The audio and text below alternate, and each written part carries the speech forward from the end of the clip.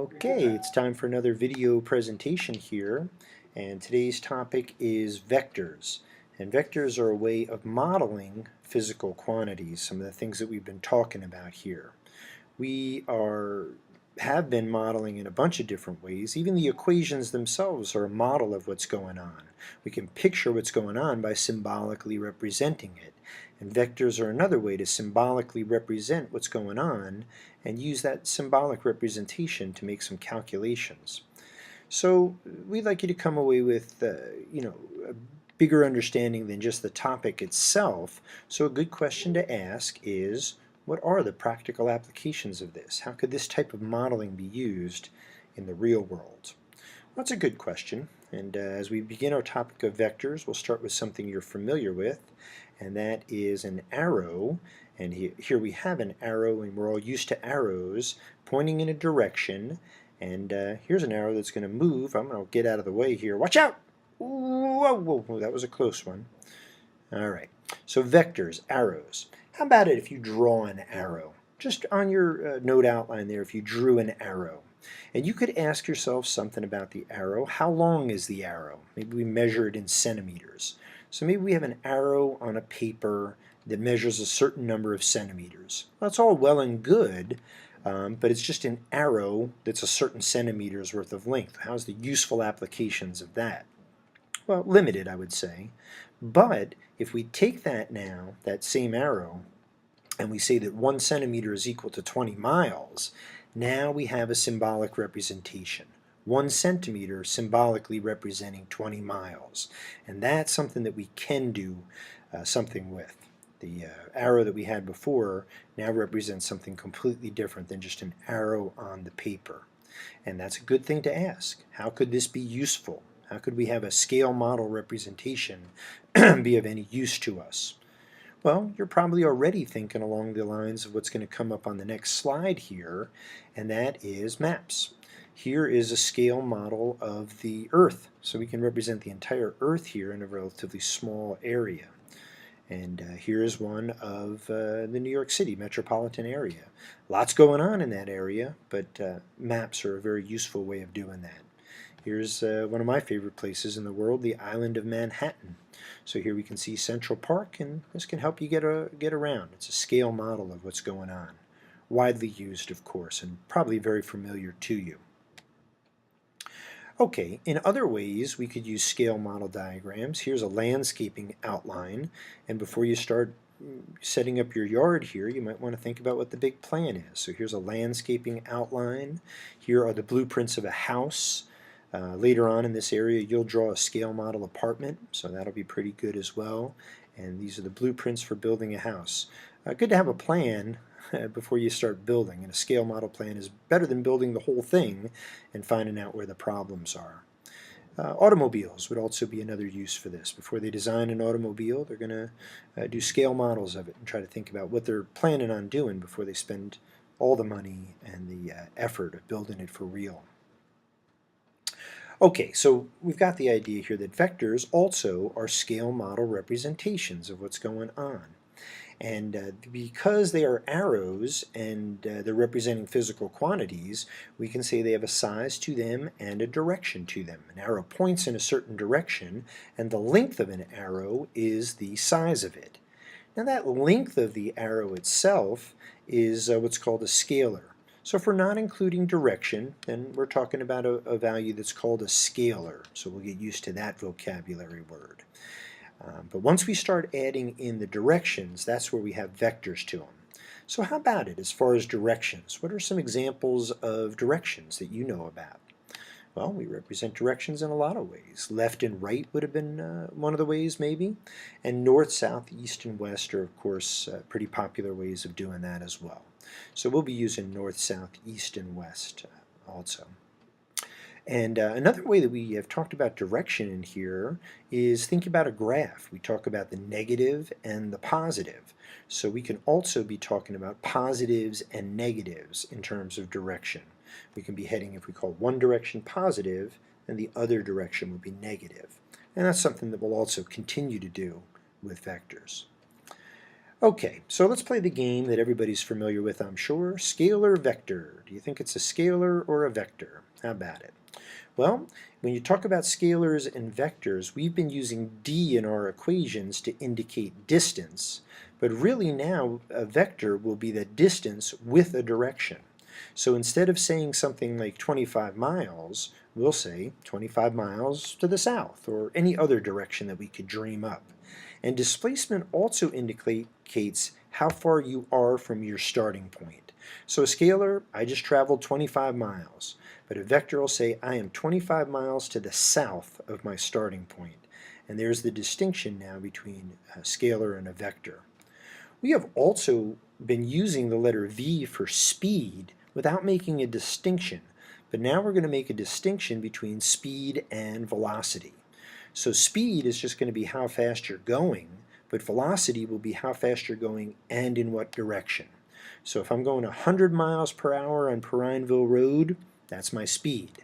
If I'm going 100 miles on Perrineville Road heading toward the south, that's a velocity. It's a vector. And it's also going to get me in trouble with the police, I'm sure. Okay, so let's continue the game here. How about it? There's my examples of speed and velocity. But how about mass, the amount of matter that something has? Do you think that's a scalar or a vector? Does mass, the amount of mass that something has, does that have direction? Well, no. So it is a scalar. We'll put it in the scalar column. How about weight? Does weight have a direction to it? Is it a scalar without a direction, or is it a vector with a direction? Well, turns out weight does have a direction. And if you want to know which way your weight is going, what direction it's going in, try jumping up. It's going to bring you right back down every time. Weight pulls us down, predictably, the downward direction. How about time? Is time a scalar or a vector? I think this is an interesting question. They consider time a scalar. We wouldn't say 60 seconds to the east. We might say we're traveling for 60 seconds to the east, but time itself is a scalar.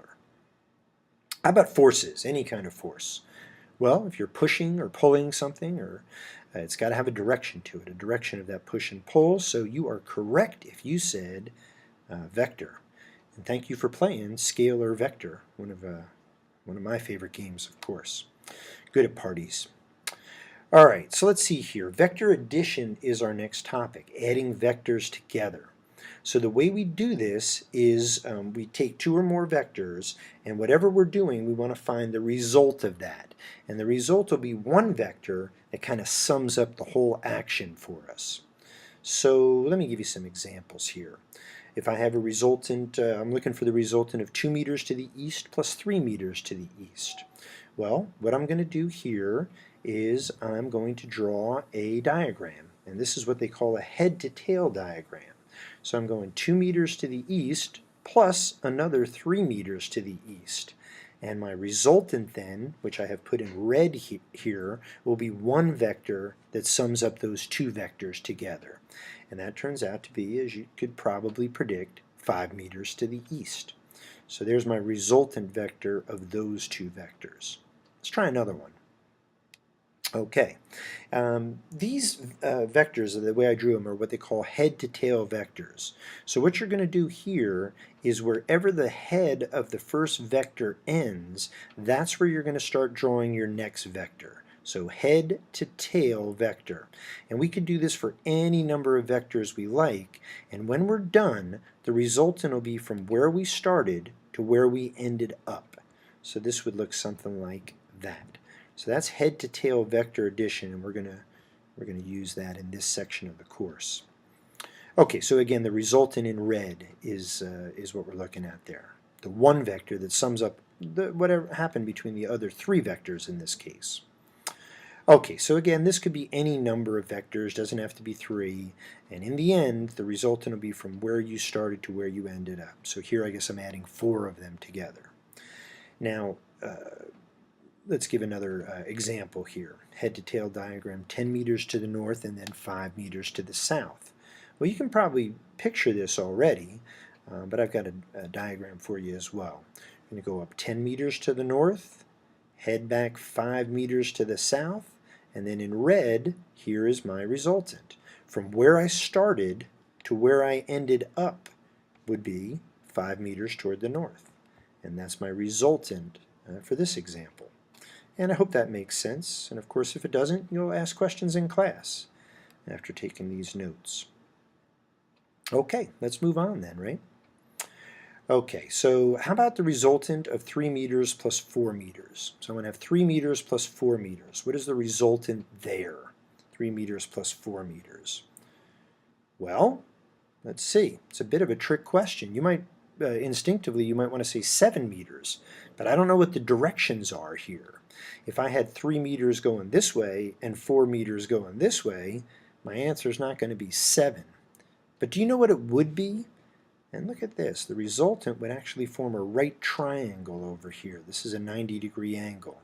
So do you know already what the length of the resultant would be? Okay. Well, this is a little bit of the Pythagorean theorem, which you're probably familiar with. In math class, they talk about this idea. A squared plus b squared is equal to c squared. And what do they call this side? Side C. What do they call that in a right triangle? What do they call that side of the triangle? Well, let's see. All right, so this a squared plus b squared is equal to c squared. That is the Pythagorean theorem. And there's a picture of Pythagoras himself. And he came up with this idea. So again, what do they call this side? Side C over here? If you said hypotenuse, you are correct.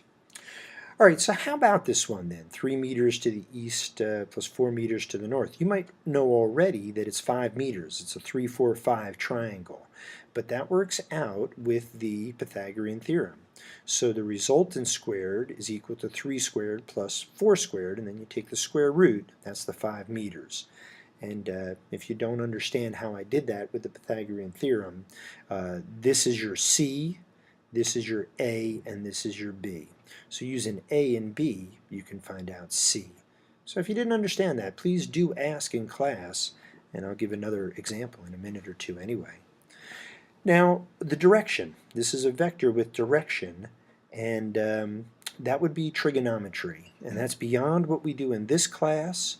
So in this case, you don't have to worry about the direction. It would involve sines and cosines, inverse sines and inverse cosines, or probably an inverse tangent, which you probably are maybe familiar with, but it is beyond what we do in this class. So we will not worry about the direction for an example like this. Okay, so how about a scale diagram of this? Now by scale, I mean, instead of just drawing out lines here for your arrows, you'll carefully measure out what's going on. So if you were to carefully measure out the lengths of these things, you would find that the resultant would also be able to be determined by measuring the length of the resultant. And we'll do some of that later on as well. So what are some of the real-world applications of this idea, which is always a good question to ask? Well, one thing is they use it for GPSs now, try to figure out what we're doing and where we're going, and from satellites they can kind of use a little bit of a vector addition to figure out where you're going to be and where you should be going. Very, very amazing what they can do with all of that now. Another thing is for airplanes flying. You know, they're going to want to figure out what is the vector of the amount of fuel that they have, what is the vector of the wind, what is the vector of the engine speed, and that's pretty amazing stuff. For forecasting storms, where is it now? Where is it headed? Where is it likely to be? And we're certainly very lucky that they've figured out how to do that type of forecasting. Helps keep us out of harm's way. And here's another one that I thought was interesting. This is a representation of all the airplanes that are in the sky at the same time. So they have to be keeping track of where all of these things are going and try to keep them where they don't occupy the same space at the same time. And boy, there sure is a lot of planes in the air at any time over this United States and the world, really, right? Come a long way since the Wright brothers in 1903. Okay, so here are some examples that we could talk about, and let's see what you can do with this. Draw yourself a head-to-tail diagram and find the resultant for the speed of the boat given this circumstance. Give that a try, and I'll give you my answer when you come back. Maybe hit the pause button. Okay, welcome back, and the speed here turns out to be 11.2 meters per second. Well, Did you get that 11.2 meters per second? I'll go through the solution here for you anyway, just to confirm what we did here. Here I have drawn a head-to-tail diagram. Here's my 10 meters per second to the west, followed by head-to-tail, my 5 meters per second to the south. My resultant is from where I started to where I ended up, and over here is my application of the Pythagorean theorem, which finds the resultant. You know, in math class they say c squared. Here I'm using r because that's my hypotenuse, is going to be the r, or the resultant. But it's basically the c that you would use in a math class. Now what I want to do is I want to take vectors and tie it into kinematics that we've done. And so here's a question that we could ask. How far does the boat travel in 30 seconds? Well, yeah, maybe give it a pause and see if you can come up with the answer, and I'll show you how I did it. When you get back, we can see how you did. Hey, welcome back. All right, so I came up with an answer of 336 meters, and I'd like to show you how I did it. What I did was I, as we always do, identified the variables. So here's the velocity, here's the time, and I'm looking for the distance. D is equal to VT, plug it in, and that's how I got the 336 meters. All right, let's try one more here. Let's try one more vector addition problem. And let's see. So a person walks 40 meters to the east, then 60 meters to the south. Okay, so let's find the size of that. We're going to start off with a head-to-tail diagram. Well, I should have told you to pause and try to find it. But why don't you do that now? See if you can come up with the 72 meters that I got. When you get back, I'll show you my solution. Hey, welcome back. All right, so here is my head-to-tail diagram. I've gone 40 meters to the east, followed by head-to-tail, 60 meters to the south. My resultant is from where I started to where I ended up, and here is my application of the Pythagorean theorem. So I hope that that was clear to you, but it's confusing, I know. So if there are any questions, please, please, please bring them to class the next time, and I'll look forward to seeing you there. Thanks for watching.